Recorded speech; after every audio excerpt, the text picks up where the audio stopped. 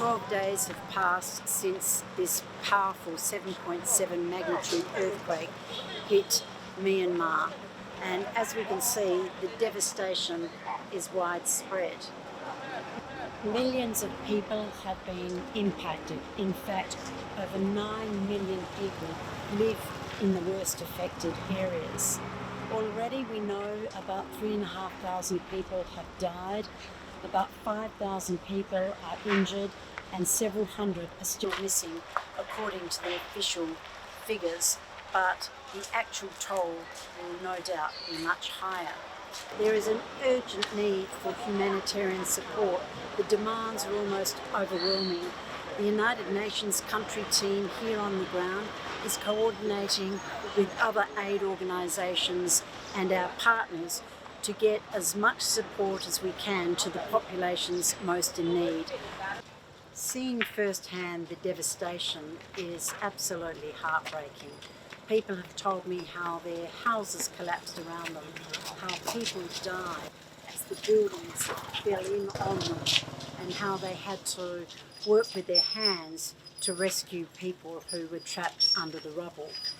But the people are determined to rebuild their lives, and that's why they need the support of the international community. They're looking to the United Nations teams on the ground to provide the support. They're looking to rescue teams from our neighbouring countries, from the Southeast Asian countries, from China and India and others, to provide the kind of humanitarian support that they need. Medical supplies, shelter, food, water, but most of all they want peace. There have been calls for ceasefires, and a number of parties have announced a ceasefire.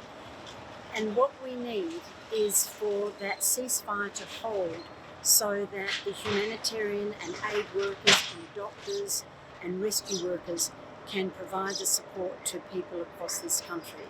Now is the time to de-escalate this conflict.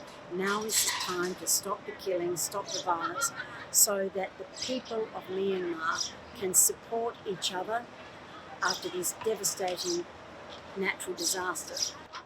I appeal to all member states of the United Nations, I appeal to citizens around the world to find ways to provide support to the people of Myanmar, already devastated by years of conflict and other natural disasters and poverty. They need our help now. As the United Nations Secretary General Special Envoy on Myanmar, I will continue to engage with all of the voices of Myanmar so that we can work together to find a Myanmar-led solution to the conflict and the path forward to a peaceful and sustainable future.